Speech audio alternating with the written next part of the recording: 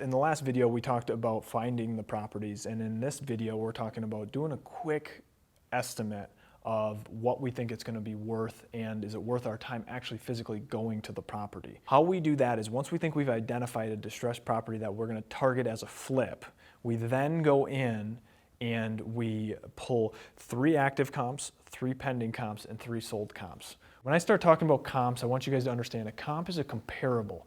A comparable can either be what's active on the market, something that's pending, or something that is sold on the market. And a comp means it's a property that's comparable to what your flip is going to look like once it is fixed up. We do the best we can to find the comps that are the most like this property.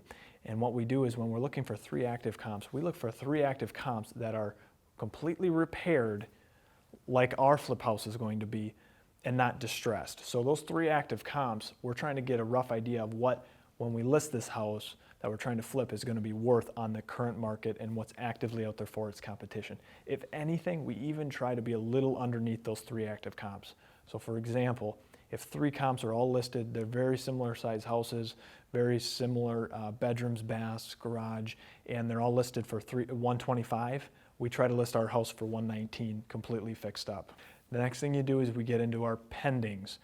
The pendings ones are very, very important because they're the houses that were on the market and they're still pending to close, meaning some other buyer has already wrote an offer on that property and gives you a much better idea of where that value is.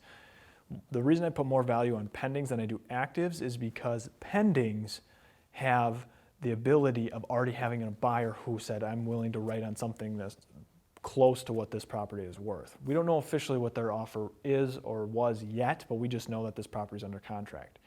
The thing that I put the most weight on is our closed comps.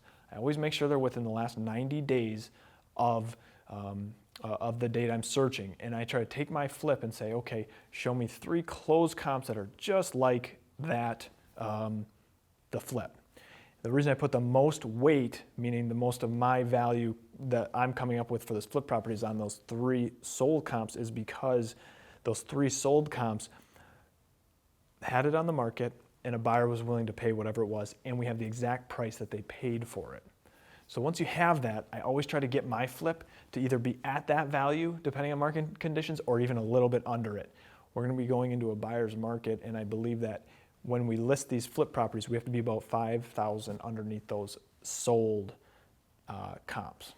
Okay, so when you guys are getting started flipping houses and you're looking for these deals, you need to find an area that you're going to target and that you're just going to become the local expert at. You say, I want to flip in this area, and I advise you to start in your backyard. Say, I want to flip in this area, and in this area I'm going to own it. I'm going to know everything about the house. I'm going to know every house that's on the market. I'm going to know what they sell for when they're nice, what they sell for when they're not nice, and then that way, when the second distressed property comes up in that area, you have the ability to jump on it quickly and know market values. The advantages you'll have is that these investors who are more seasoned, like myself, if I move into an area that I've never known before, I have to become educated and then make a move on the property.